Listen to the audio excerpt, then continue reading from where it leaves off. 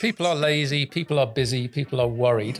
But that acceptance and that realization of, I kind of need to know my benchmark. There's one, we deal with a huge local corporate here who have over 10,000 employees. They get a free health screen every year.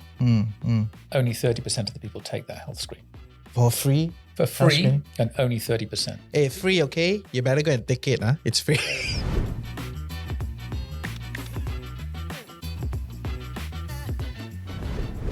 Welcome back to Chills with TFC. I'm your host, Reggie, aka your Chief Financial Coconut. And today is a very special episode in collaboration with Manulife's Asia Care Survey 2024. Yeah, a lot of research out there, but this research has some insights that I think you shouldn't miss out, right? So I am joined with a lot of people on set, and maybe we could just kind of go one round for our audience to get to know you. Craig, you want to start? Sure. My name's Craig McGee. I'm the co-founder of Singapore's first evidence-based science-backed longevity clinic.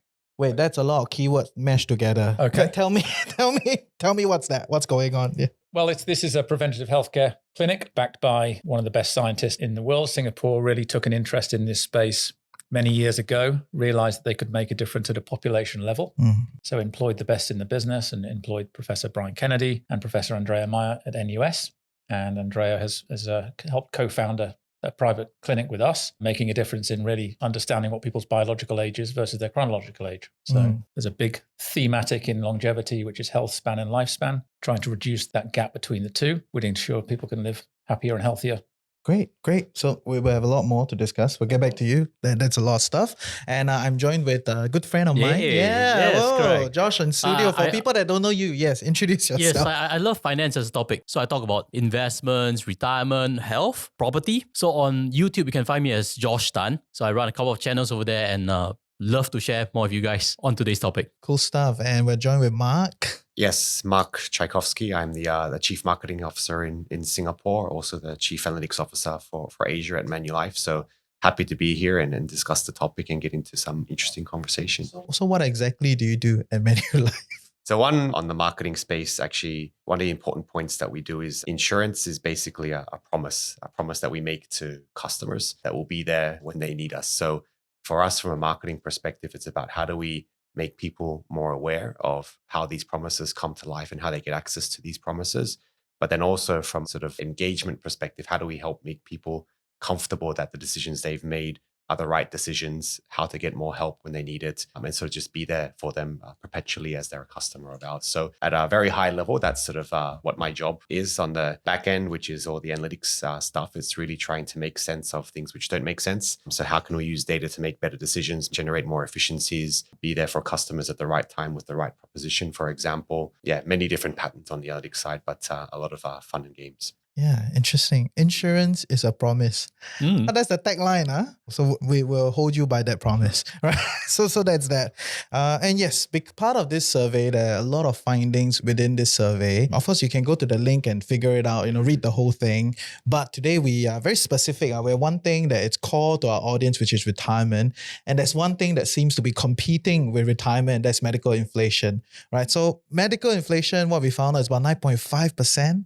Right today, I would think it's one of the biggest concerns. Based on your survey, it's also one of the biggest concerns amongst a lot of working professionals. It's eating up retirement, right? So does it mean we're going to retire later and all that jazz, right? So tell me, what's going on? Why is it 9.5%? Yeah, it's a good opening question. I think, so firstly, 9.5 is really the spike sort of inflation rate. So if we look at its over the longer term, actually the rate is much, much lower. So that's some good news. So it's not too bad lah. Yeah. Okay.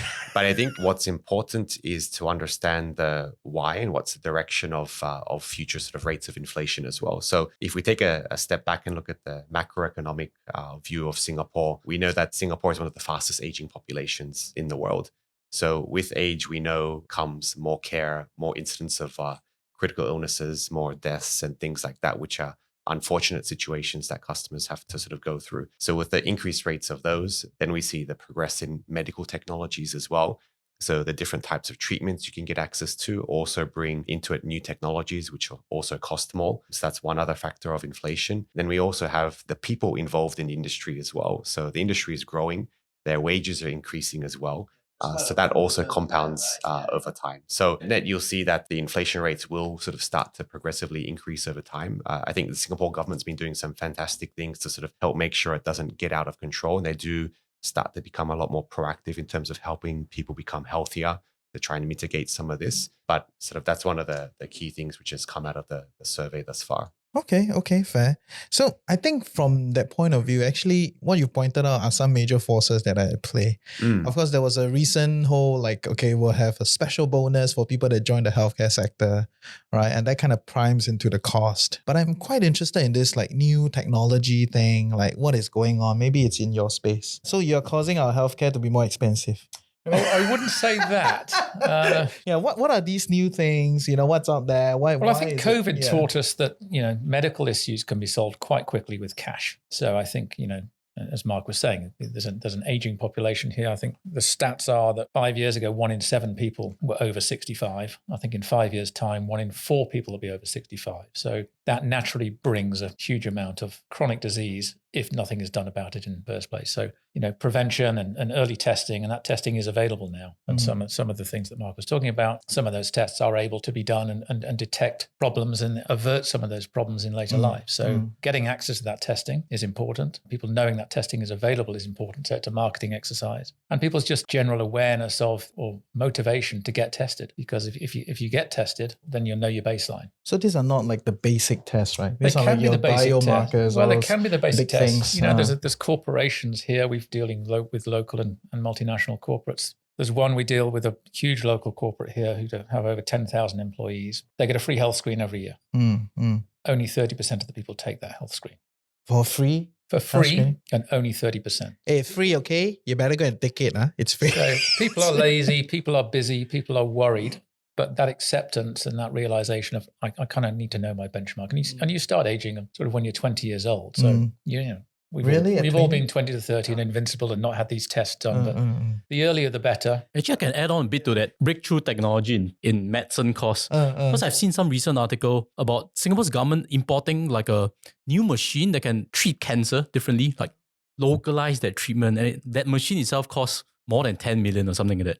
So per treatment is going to be several 100,000, and they'll try and launch something like that. Are you factoring that into your policies? Not right now. Yeah. It's still very niche in that sense. Yeah. Okay. So at the early stage, when there's new breakthrough technology, that cost to solve that problem can be very expensive, and that could pull up prices as a whole. But I think the point you were making before about being proactive in taking tests. So I spent 11 years of my life living in Japan. And Japan, we know, is very disciplined in terms of following the rules and regulations. So in Japan, actually, as a general employee, you have to take yearly mandatory health screening. And every single employee in the organization will actually go through that process. And they find and discover many, many things. And actually, what that allows them to do is actually detect things a lot earlier on in the cycle of things going wrong. So you have a much better chance of treating and recovering fully from various sort of illnesses and situations. So I know there's quite a big mental block. I've gone through this myself this year as well, where I've started doing my health screening in Singapore for the first time. But I think one of the things is really to be proactive about going through those screening services that are available, either free or if you need to top up a little bit, that's fine.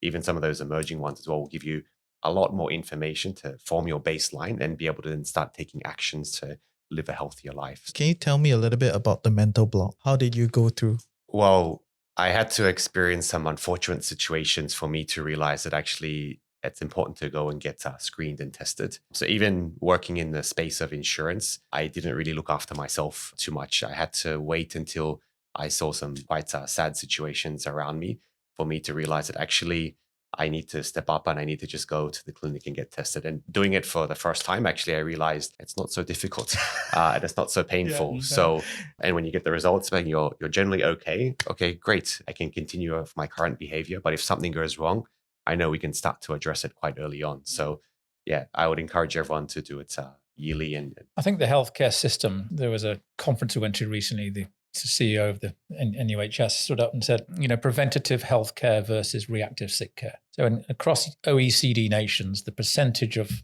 one spent on one versus the other is incredible. So the percentage spent on reactive sick care across those nations is on average 97.6% reactive sick care. When something goes wrong, then it's there for you. Now, the system isn't broken. It's an amazing system. And in critical illness, it works extremely well. But the idea is to try and get that 2.6% up. And Singapore have done a great job. I think they're at 5.5%, Canada at 5.5%. But just one little increment of 1% makes a huge difference in in that. Fair. So maybe you can paint us a bit of color, right? So let's say today I'm a working professional.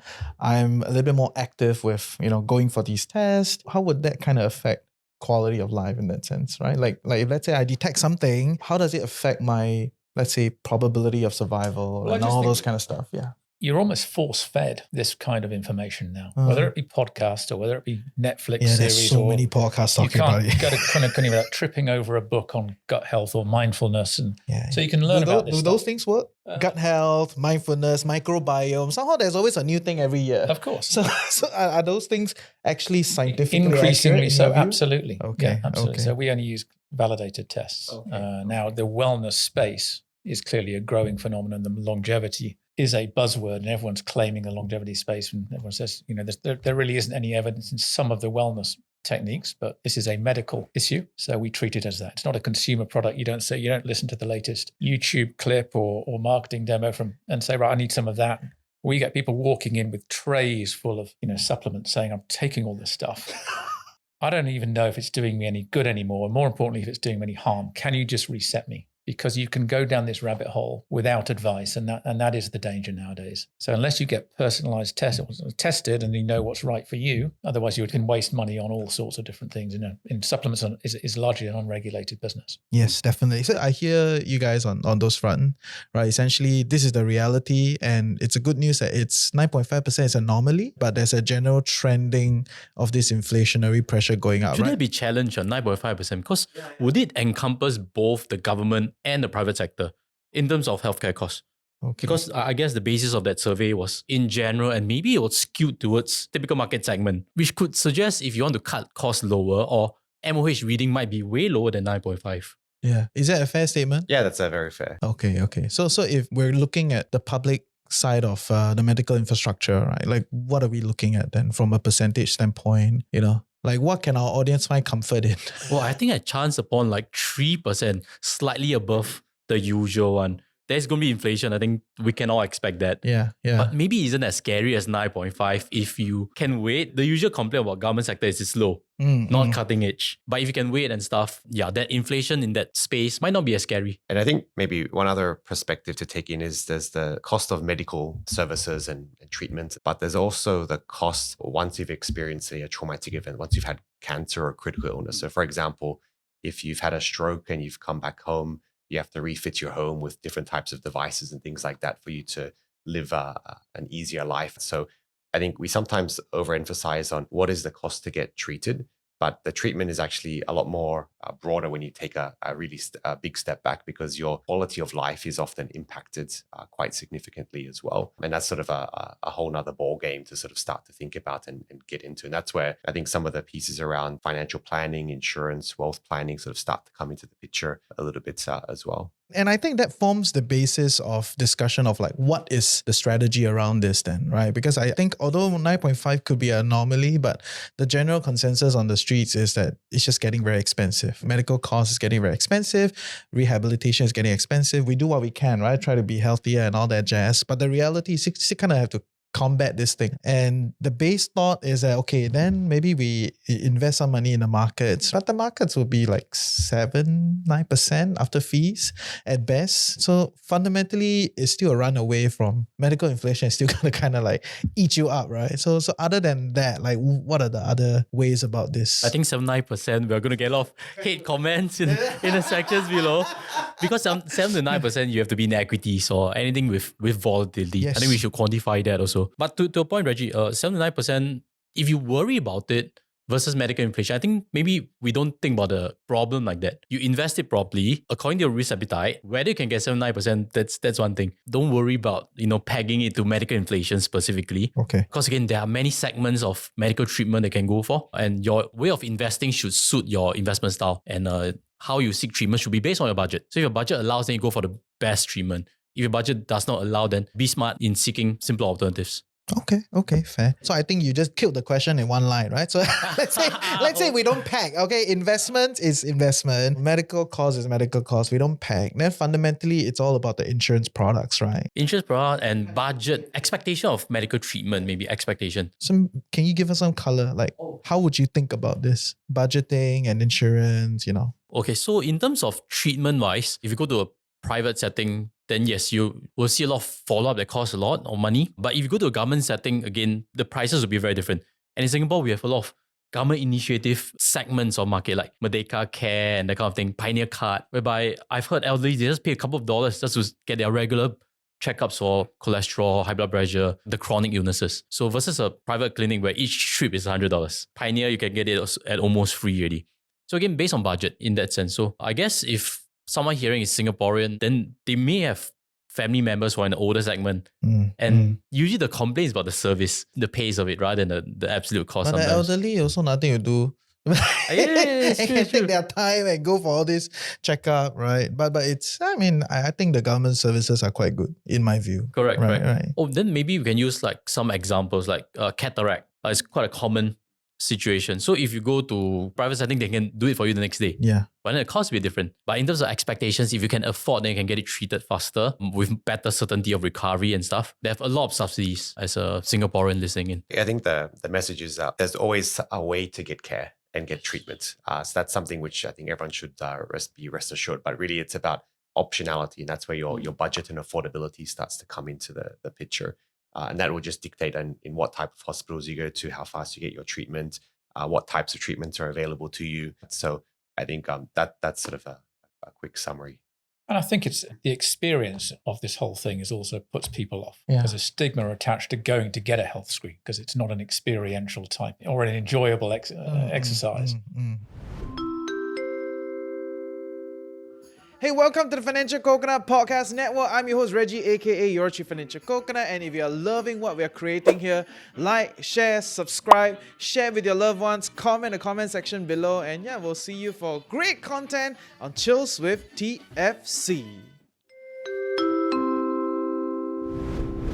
I want to discuss a little bit on how would you then evaluate the policy? Because you were talking about like based on budget, there is that whole stack of care, right? You have all these different things you can do. You have the latest technology, you have private services and all that. Then of course, as an insurance, the guy that creates the product, you come here and evaluate this thing and then try to look at, hypothesize what the end customer would need or want to look at this thing and you create the product. So how would you or how do you think I should evaluate from a what type of insurance do I need type of perspective? First and foremost, the landscape of insurance products and financial products is very, very complex. And actually, I think the important thing is actually to sit down and have conversations with a professional like Josh. I think that will actually help you really understand what types of options are available based on your life stage, your family circumstance, and also your budgets and aspirations. So there may be some people who really just want the bare minimum or can only afford the bare minimum because of their current situation.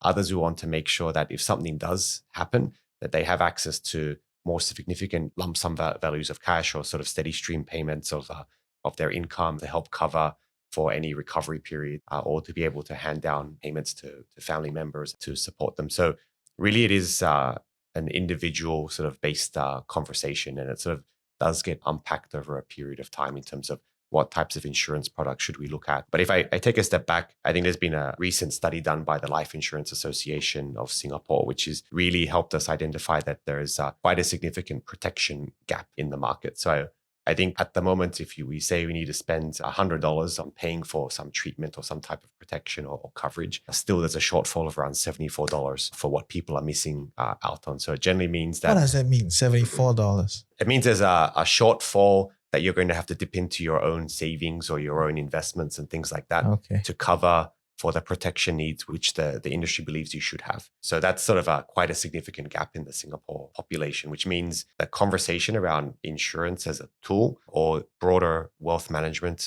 planning and sort of structuring is important for more people to start having conversations on. I think the insurance part as a budget bucket works a lot. Because if you are worried about treatment costs, what you need to do is to insure properly that amount, that lump sum. So it could be a couple of $100,000, but then you pre-plan for that contingent by buying the right critical illness plan and stuff. So this is how you actually solve that gap. And a lot of the studies have found that many have underestimated how much they need. So they purchase way lower. And maybe as a unfortunately shocking stat, I think at the moment, if we look at the reason for deaths in Singapore, around 30% driven from critical illness or cancer. So sometimes people will look at paying an insurance premium as a basic just expense, but they don't realize once you get diagnosed with a disease such as that, there's the treatment costs, which the government has fantastic sort of services available around. but sort of everything which happens as outpatients and things like that are generally not fully covered for. And if 30% of people are suffering as part of what we see in terms of the numbers at the moment, there's where some of the underinsurance and sort of the gaps in protection start to come through. Fair. But CI plans can be quite expensive. Just to be clear, is there like a stage to this? Like when someone first explores insurance, I think probably like the integrated shield plans, they do very well. So that kind of forms the basics of your medical, coverage, right? So essentially it's for all your hospital expenses when you visit for treatment. That's the baseline. And then the wisdom on the street is after you get that baseline, then we kind of move up the ladder. Then you get your CI, then you get all the other disability, all those kind of. Is that the consensus? Is that what you stand by? Yeah. Okay, fair. So medical insurance actually covers the hospital bill itself. Yes. But as we've discussed so far, there's still a lot of further treatment that you might need. So the CI portion, which is critical illness, does come in. So Reggie doesn't mention CI costs a lot. It may or may not be true because in CI segment, there's also early CI coverage, which covers all stages, and critical illness. Just makes it more complicated. Yeah, kind of, which means you broaden the scope of what you can claim. So using cancer, which is the most relatable, something is diagnosed early, something we try to mention a lot, only the early critical illness plan will pay out, whereas the CI, the critical illness, will not pay out because it's not at the right stage yet. So having said, the early CI is a bit more expensive. Of course. So peg it to the right amount of coverage. Whereas the CI, you should cover a lot more than the early CI. That's how I look at my own situation also. Okay, fair. Yeah, I wanted to come to you about this. So if let's say I have very good biomarkers, right, does it mean I get cheaper insurance? Well, ultimately, that's how we think it will. Certainly in life insurance, Mark and I were talking about this just earlier on, about the depth you go in the testing to get to determine life insurance premiums. Now that has traditionally been, have you smoked? And Really? if you smoked 10 years ago, then you get absolutely clattered for it. You might not have smoked for 10 years. If you are critically obese, if you're in danger of chronic disease, you might actually have a lower premium than someone who smoked. Is it true? Yeah. Traditionally. So we think those actuarial tables should change in line with the advancements. Tell us more. Like how do you think it should change? Well, I think, we determine something called biological age. So we look at a series of biological age clocks. So you know how old you are chronologically, how old you are, but you don't know how old you are on the inside. So what we try and do is determine through a series of different clocks how well you are faring. And we think ultimately this should become a barometer for life insurance premiums, because if I'm 10 years younger than my chronological age, I, in theory, should be rewarded for that. Yeah. But that would change the entire actuarial part of it, right? Yeah, exactly. Then we have so much data on based on age. The whole game. And it's a data thing, and it takes time for that data to form. Yeah. But it's things are moving really quickly. Yeah. Is there a possibility there? Yeah, absolutely. And I think in markets, Manulife is an international firm. In markets like North America, there's actually some progress which is being made where we do have partnerships with a number of different firms which have advanced screening services and testing services that we actually subsidize for customers, because we know once you perform these tests, your behavior is likely to change as well. So once you start changing your behavior in terms of becoming healthier or addressing bad eating habits, you're actually going to be a much better risk to the insurer. So we try to, while the data gets accumulated and we start to learn more and more about how the impact is on our traditional pricing tables, we look at how do we subsidize these types of things for customers upfront, such that we learn from that, but also we're able to help improve the life expectancy for customers as well. And I'd be interesting, actually, I've seen your hand waving around. I think we are both wearing the same device. Even things like this as well, like just subsidizing in some cases, Apple Watch we did in North America. You see people start to walk more, start to exercise more, start to interact more. And those basic steps are actually quite important to people living longer lives as well. Yeah. I get it. Like even at my homepage on my phone, I have that calorie counter, and then I was like, I got to hit this 300 plus, okay, let's go for a walk. Well, there's that, and there's sleep, and there's you can go down the whole lifestyle. Yeah, for sure. So there's that whole thing, and I hope to see that, playing out in Singapore, right? So that we can kind of manage that. But I think in Singapore at this point in time, based on the Manulife Asia Care survey, people are still kind of managing this differently, not the so-called smartest way. Yeah, I think people are generally at the moment around half. I think we see them relying on their savings and sort of the wealth that they've accumulated over time as something as what they can dip into in the case of an emergency. So I don't think it's really the best way for people to managing their health in the long term. I think having a very different perspective in terms of how do you keep healthier, how do you start to live a better life, eat better, have less stress, more sleep is a pivot that we need to start to. And I think corporates need to come to the table as well. Obviously, that's a huge factor there. I like the energy. Go. Corporates need to come to the table. Corporates, they've got a problem because their premiums are going up every year, probably more than 9%, I'm sure. And I'd imagine, knowing full well, it's the 10% of people who are using 90% of the cost. So very encouraging. We had a conversation about 2 weeks ago with a corporate who's identified, let's call them the bottom 10%, or let's call them an at-risk segment, and are willing to invest money to make sure those people have the support that they need through tracking devices, through health coaching, to try and get into a better, healthier environment and take them out of that 90%. And that makes a huge difference across the whole corporate side. And so it's a really encouraging way to go. I feel like Tough Club just entered the companies. On the fine also, are there plans for Manulife to create incentive programs? Gamification rewards always kind works. of thing, yeah. No, actually, before you go there, right, I feel like that's the passé already. I feel like that's the old method. That's the easiest that's way. the easy method, way right? to incentivize. You have some sort of an app, you get people to track some sort of their fitness goals, and then you give out vouchers, all those, right? So there are a lot of assumptions in those, that like broad assumptions, right? Which I think it's fair. But I feel like that's like the old way, right? The biomarker way is like the even newer way, We're keeping people accountable. It's the other way. So we use physical health coaches to keep people accountable. It's almost like having a relationship manager at a bank. So, okay, we need to move you to a different dimension. So that people love accountability, whether it be to devices or to other people. Okay. I think that's a very interesting point. And we do have programs like Manulife Move, which count your steps and things like that. But I think really one of the important questions is to ask ourselves is, do people turn to an insurer to get advice for health coaching, or do they look at specialist providers? So I think at the moment, what we're learning is those specialist providers are going to be quite important. So for us as an insurer, it's more about how do we start rethinking the ecosystem of support services that we provide to customers. So advanced screening is one, prevention is another, different types of exercise forums and things like that. How do we partner with them to give customers more and more options to be able to live a better and healthier life, whilst also educating them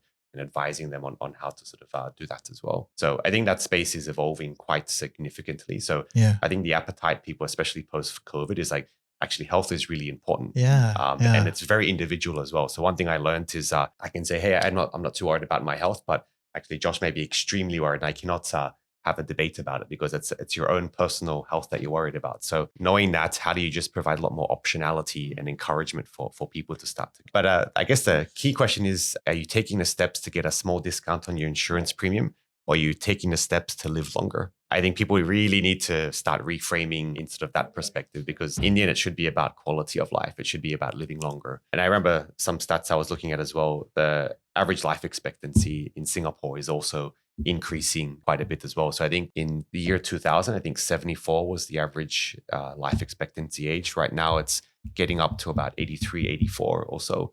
So in such a period of time, the average age that you're going to be around is also increasing as well. So that means, again, there's more costs for you to consume as you live longer. There's more chances of something going wrong as well. When it goes wrong, you're going to have to be paying more. So if you start to live a healthier life and start to be proactive about it, you can start to influence that quite significantly. Millennials are going to be centenarians, right?